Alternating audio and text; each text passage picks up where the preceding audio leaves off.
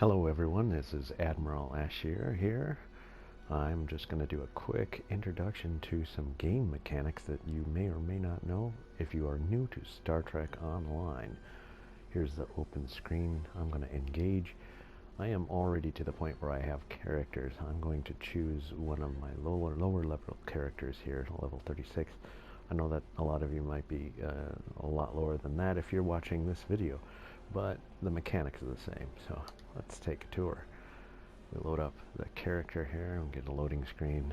There's lots of loading screens in the STO, but let's see here. This screen changes depending on what event is going on. Now I decided to start here at Starfleet Academy. You use your right stick to move the camera around, up and down, back and forth, and your left stick to move. I usually just move forward and then use the camera to turn, like a lot of people do. Down in the lower right, you see your abilities. The square button on the ground, if you hold down, it'll give you different things that you can slot depending on how much you know, what abilities you have. And you can see below the little wheel as you point your stick, your left stick around the wheel, you can use the power, set a quick power, or auto execute. Auto execute is an excellent thing because when you do that for any ability that can be auto executed, then there it says power auto execute whenever possible. Then it's just something else you don't have to worry about because it'll just automatically do it when the time is right.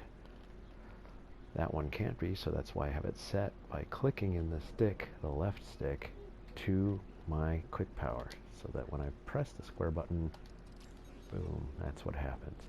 The L1 button is the same, except for it's with devices that you have, like hypos,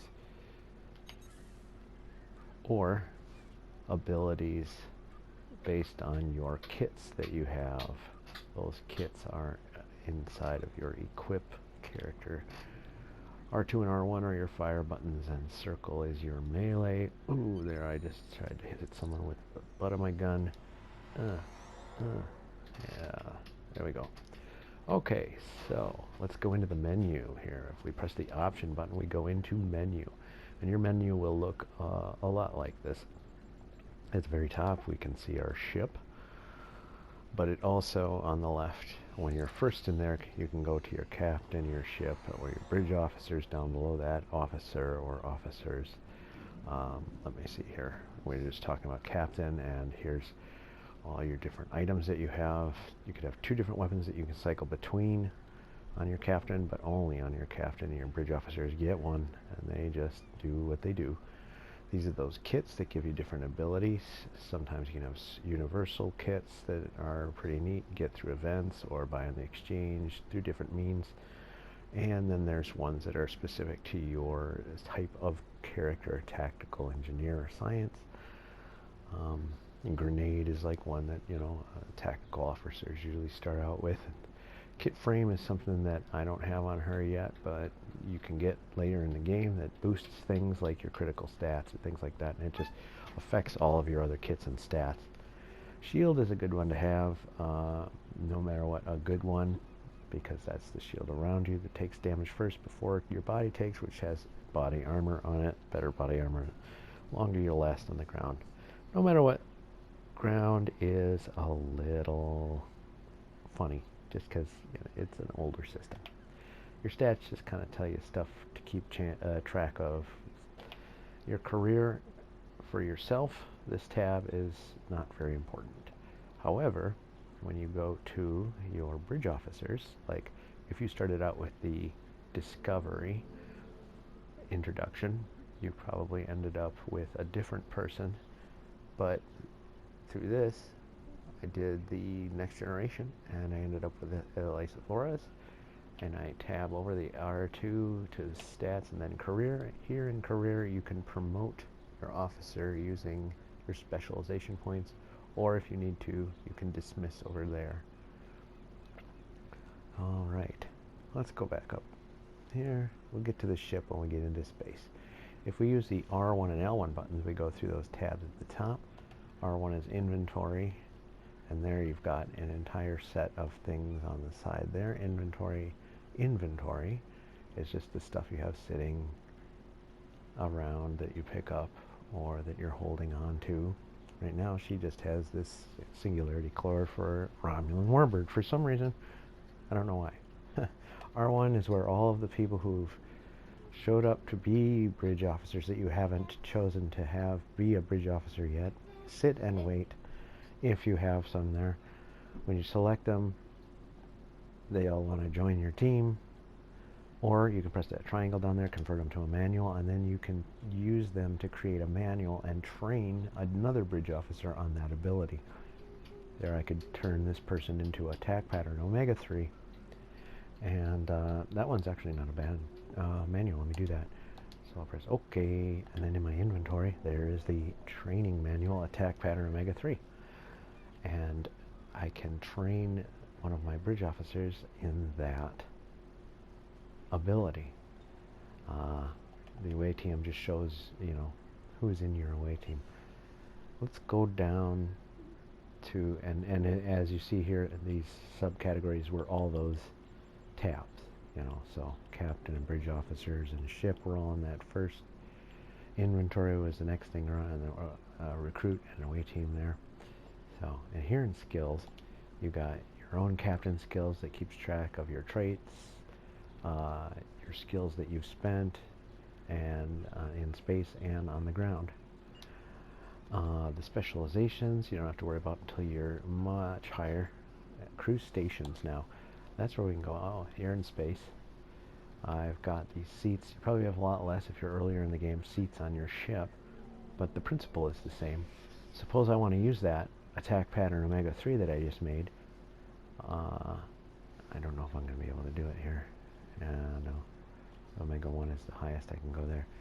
But when you go here, you have to have a training manual in there, and you click X on that ability, and you have a training manual for, you know, beams fire at will 3. You click on that, and then they learn it, and then you click on it again to activate it, and it becomes the ability that they are slotted with. Same with your away team ground, which apparently I have no one signed up to be on my away team on the ground. I don't know why. Maybe this character has never been on the ground. That's very strange, but so be it. There, that's a decent away team. 2 scientists, attack, and an engineer. And they all just come in with some default abilities that they do. All right. Here is your missions. Mission journal is keeping track of your story. Active missions are all the things that you've been doing. If you want to look at the overall everything you see up at the top, you L1 over to episodes. It tells you how complete you are on different parts of the stories. You might not be able to see all these if you haven't unlocked them, but apparently right now I'm just in the middle of the Klingon War, and that's it. So I'm on the second, after Welcome to Earth's baked out, diplomatic orders. Somehow I got to captain without doing any of those missions. Active missions, these are all things they want me to do, all these things, because once you've done the game once through, it unlocks everything and just pours it all on you at once. Incoming hails here. We have a record of everyone who's ever said anything to you in your different missions. Accolades is things you earn. It's not really important. Logs, not really important. That's, you know, communications, captain's log, all the different things that you've ever done in the entire game. So if you wanted to go back really and look through it, there's your captain's log. All right. PvE task force operations is where you do group things. These are all group stuff that you do with other players. Up at the top you've got patrols that you can do, different things from different parts of the game. PvP, player versus player, and create private. Those are all things for later in the game. And those are also down here because I showed you those tabs. The events, that is what's currently going on, and that depends on Cryptic. What they're doing right here is the final days of the Battle of the Binary Stars through November 3rd, 2020, and I've already finished that. Otherwise, I'd be able to join that and do it. My higher characters, I can go ahead and get bonus dilithium for doing that, and here's the campaign that was going on. I've already completed that, and the summer one is ended, and you can't even do anything with it. Don't know why it's even there, except for that there's the event store, and you can go back in and buy things that you didn't buy when you had the chance, when it was going on. So they keep the stores there just in case you've got different things. Okay. Duty officers. Here you can assign duty officers. See, you've got a roster of different duty officers that come with different packs. The further you get in the game, like here's one that I got when they were giving away the lower decks duty officers. And that person is a medical person, nurse, and they do specific things if you slot them in the active. Otherwise, at the top you go assignments, you get different assignments here to get commendations. Like this is a science one. We need to audit the application for credentials of a geologist, but I don't have a geologist, so I can't do that mission. Now you can filter those out by showing ready with the triangle button down below, and I only have 4 that I could possibly do. And there's one, define exobiological process based on new data, and I press the square button to begin that assignment. And now I look there, and in progress there's 1 out of 20. I can do 20 at a time. The most important stuff is the active people. These are people that affect things constantly while you're doing things. So here's one that's assault squad officer. That's probably a lower deck. Yeah. She gives me 20% chance of adding secondary shields whenever I use my tactical team. So she's a good one, to have right off the bat there. Yeah. And there's different ones, science, people, development, reuse time for recharge, science team, and buff.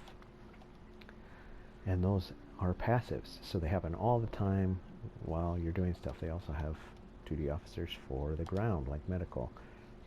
Damage resist debuff when most science kit debuffs are applied. So, boom, he helps things move smoother for all my people when they're on the ground. Now that I have people to put on the ground. Research and development. These are schools. Right away you only have 1 empty slot, so you can set 1 research lab going. And the first thing that you probably want to do is go all the way down and start research the school itself, because in progress there. Now it's going to take a day, but it gives you experience, and you can get those schools up to level 15 where you can make some really cool stuff eventually. That's probably the longest thing in the game, is to level up your research and development laboratories. I never use the navigation tab here because you use that on your quick menu. I'll show you that in a second. Social and team, that's where you can see your fleet. Here we are in the void, and we can see all the people on in the void right now. And you can also see like the fleet holdings, and there's nothing to give to right now. Right at the end of a lot of stuff, there's the coffers where you could dump in, battery luxury, or you can grind those on the planet if you want, on the colony world. There are usually different things that heads make. You could put dilithium into the star base and get some credit, some fleet credit for that. That's where you get to that. So fleet holdings. You can also check your mail there if you want to, but in order to send and receive items, you need to be at a mailbox, whether it's on Space Dock or anywhere, an official mailbox. Otherwise, you can't collect an item or send it. The store is where you find your Zen Store. Dilithium store, buying things with refined dilithium. Dilithium exchange is for later in the game. Purchasing Zen is part of the Zen Store, and there's all your game options. The one thing I forgot to show everyone here is in your inventory, you go down to assets. You got the all different kinds of inventory here in the assets.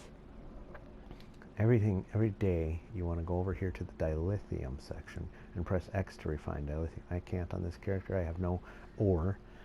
But once you do this game for a while, you'll end up with tons and tons of ore, but you can only refine 8,000 a day, and a lot of things cost dilithium, and they're going to cost a lot of dilithium. So every day you want to refine all 8,000 dilithium as much as possible, because in that store, when you press square, you get special items that you can get for Dilith, and there's 40,000 for a prize pack of 10 Phoenix prize pack that can win you tier 6 ships. It's going to be able to win you the tier 6 upgrades when they come out. It's going to be able to get you all sorts of different goodies, including the best things called Phoenix upgrades to upgrade your equipment once you get at a higher level. I put my weapon away there by holding the triangle button. Now if I hold the X button, I get this quick menu of captain commands here, and that's, you know, you can go right to these different things. Also where you can change your outfit, and, you know, find your lost bridge officers on an away mission. By doing that, they come running or beam back to you. It's a quick way to do a lot of different things. But right now I'm going to show you chat there. I went over to the chat window in the upper left. If we use the R2 and the L2 buttons, we cycle through these different channels there, and I can see Fleet and Armada. Armada talks to every fleet in the Void Armada. Fleet talks to just the Void Fleet. But when you put that out there, you hold the X button for a second, and it pops up this, and I'll go, hello all. R2 to put it up there, and then square to send it to everybody. Now, that's also where you can do emotes. If you're really interested, let's go back to chat, and then when we're in this box there, you press the triangle for menu, and then there's emotes. And you can cycle through by using R2, and I'll do a salute. Salute. Yeah, okay, we salute. And now I'm going to beam up to my ship. And since I'm at the Academy, there's many different options. I will just beam up to the Sol system, which brings me in orbit of Earth, right by space dock. We get another loading screen here, and then we will be in space. And I will change to a ship that is more like a beginning ship for purposes of this video. And this is another little trick that a lot of people don't know off the bat. It's there, but a lot of people miss it. Okay, I'm up in space here. The camera is the same, goes around. Moving the stick moves your ship, you know, back and forth, up and down. Oh, look at that. Captain Janeway said, hey, oh, okay. Let's see. I press the options button, and we go ship, and then here on my ship there, down the bottom, you see switch ship, press triangle. That gives me a list of all the ships I have. I'm going to go to the Katana. It's a light cruiser, so that's probably a tier 1 ship. It'll warp out and then warp right back into the same instance in my new ship. And all of the bridge officers. So let's see here. Ship. Yep. This is a tier 1 ship. So you cannot rename your ship in orbit. You have to be on the ground or at space dock to do that. At any rate, 4 weapons. The weapons that are in front. You can choose, here's a light cruiser, so it can be cannons and beams, but I would say cannons or beams personally, because if you mix them, it draws more power. And there are abilities that work based on whether you do a beam or a cannon, and it's just easier to choose one. So let's choose beams since there's only a couple of them there. We'll do that engagement, that phaser and a torpedo, and then in the back we will put another phaser. There's a phaser beam. So it's got a phaser in front, phaser in back, and a torpedo. Devices are consumable things like weapons battery, and that will end up on a wheel, just like those hypos did for your ground. I only have weapons batteries. We put 2 different ones on this ship.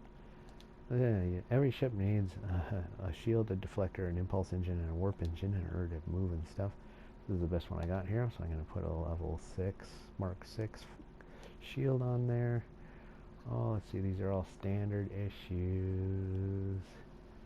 That's probably the best one I've got. They all look exactly the same, so it doesn't matter. Impulse engines. Oh, what's that? That's neat. That's not good, though. It looks cool, but it's not cool. There's the Mark 6 so that one's a little faster. And the warp engine there, they're all the same, warp factor 5 speed. So that's the best I can do right now. Oh, it went more back. It went up to warp factor 8.56, so that's cool. Engineering console, we pick something in the lower levels, pick something that will increase your hull. Hopefully, there's one I've got that increases hull restoration and capacity, so I'm going to put that in there. Science Council, let's see, you probably want something that's good for shields, or, oh, there's a shield regeneration rate, or for a science ability, you know, EPG, electroplasma generator, exotic particle generator, sorry. Let's see, in the tactical, we'll want to do something, oh, look at that, plus 10% beam weapon damage. Let's put that in there, unless one of these two things is phaser. Oh, and it does phaser, so 5.6 phaser damage or 10% beam weapon damage. So that's better. I'll put that in there. So now we've got better beams, better shields, a better hull. It sounds like somebody's being silly around here, so I will try and move away from them. They're making noise.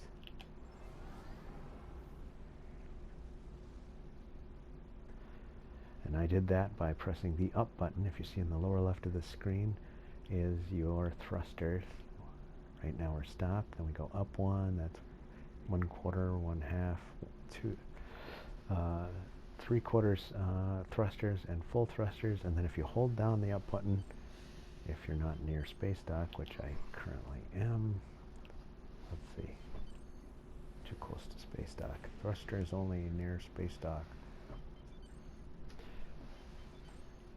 Yeah, it just keeps going.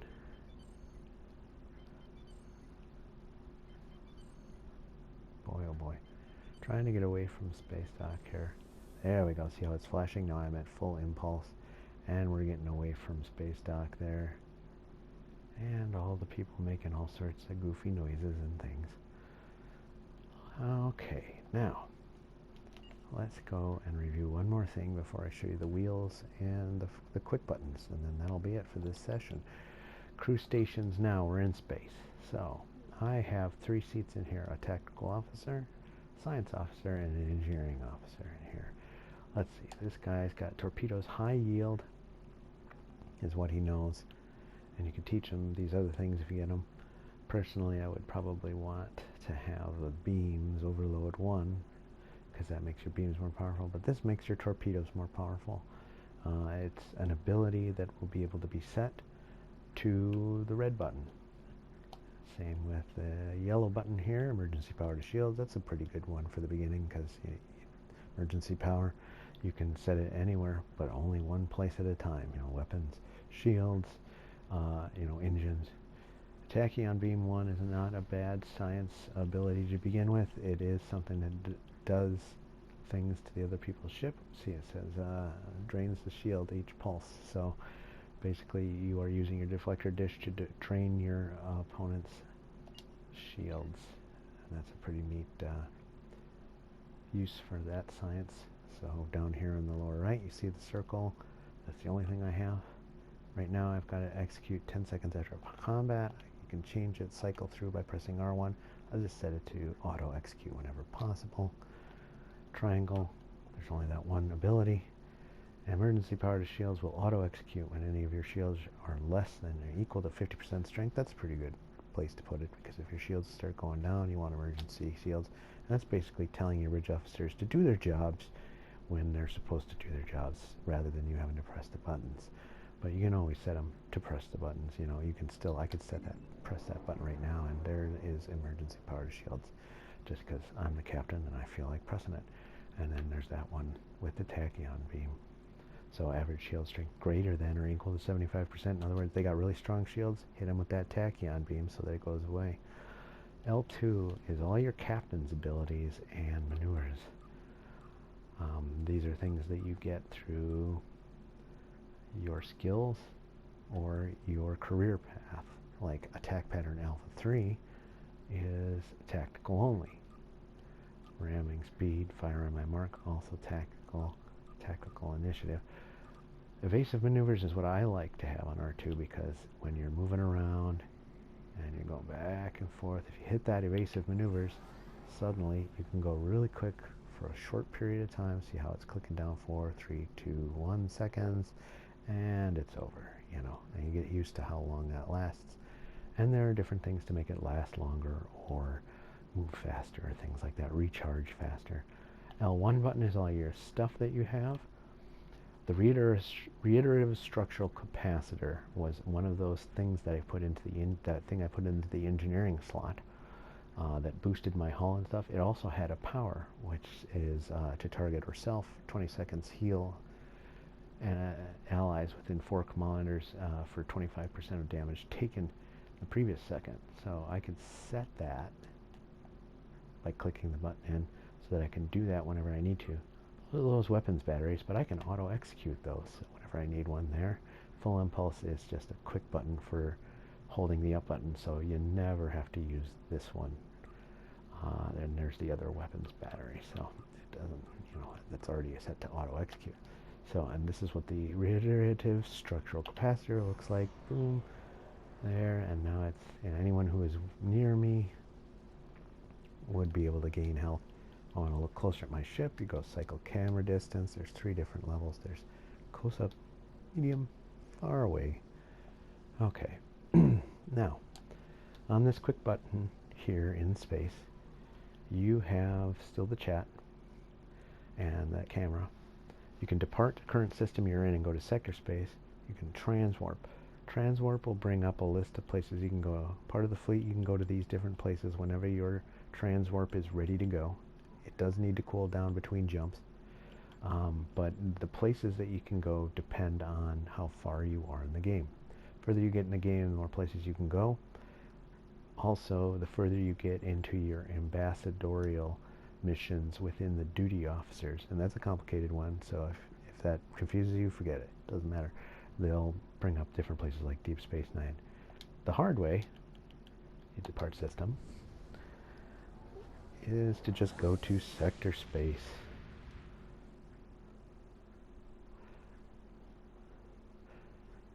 And here we're loading up beta quadrant, because that's right next to the alpha quadrant. The Earth is kind of on the border of beta, and alpha behind you will be the Sol system. You click in the pad on the top of your controller, and you can zoom in and out of this big sector map. There I am there. My camera's facing backwards towards the Sol system. This is the line between alpha quadrant and beta quadrant. Straight down from the Sol system is Vulcan and Doria. Let's go out further. And different sectors all over the place. You can go someplace by just highlighting it and then clicking the X button. And then your ship auto-navigates there. And you're at warp. And you can see up in the upper right-hand corner, there's your map. See my little triangle heading straight to Vulcan. So we're going to visit our pointy-eared neighbors, who are always logical until they're not. Funny how that works. So, you get within the suns, enter Vulcan system by pressing X, and here we are, we're loading. So we just went from Earth to Vulcan the hard way. And you can get anywhere the hard way just by navigating around, going to different quadrants. Let's see, we've arrived at Vulcan system. And there's a mission here. I'm going to press back because there's a mission in progress. That's why the ops says, because it's the beginning of an entire mission story arc here at Vulcan that I don't want to do at present. So I can hold down that button and depart the system, because I'd rather not play through that mission right now. In fact, I'm keeping this character at this level so that I always have a low level character, so I don't want to play through any missions. Alright, and then we'll be back in sector space. We can go anywhere from here. The mission you currently have as primary will be in primary mission, and if you want to go directly there, you can press transwarp, and it'll ask you, do you want to go to this starting location? You press OK, and you'll end up there. So that's a way to keep track of. Most of them will let you transwarp there, otherwise it'll have you auto-navigate, unless it's one thing that's really hard. then you're going to have to find it on your own, depending on what the mission says when you go to missions and look at what your active mission is. This one says Lost and Found is what I'm doing, Commander. Mina of Deep Space Nine has requested your assistance with a delicate matter involving the Cardassia and Bajor. So, report to Commander Cyrus Mina at Deep Space Nine. So, if I didn't have that option and I didn't have the navigate option, I would just have to go over to the Alpha Quadrant and make my way all the way over towards Deep Space Nine by the wormhole, and then I could start that mission. And that's where you find the list of what is going on in the game or what you are currently undertaking in the game. Hope that answers most of the questions for people right there. Right in the middle below, as you can see, is those weapons. R2 with your beams and R1 with your torpedoes. Oh yeah, one last thing. Over on the lower left, just to the right of your shields and hull strength, which is 100% right now, you can see whether you've got your weapons, your shields, your engines, or your aux power as primary. And as you see, I put it on aux right there. Aux is filling up to 100%, and the other ones are going down to less. I like keeping it on weapons, but that's just me. Depends on your build, depends on your character, depends on what you like. Alright, thanks for watching. See you later.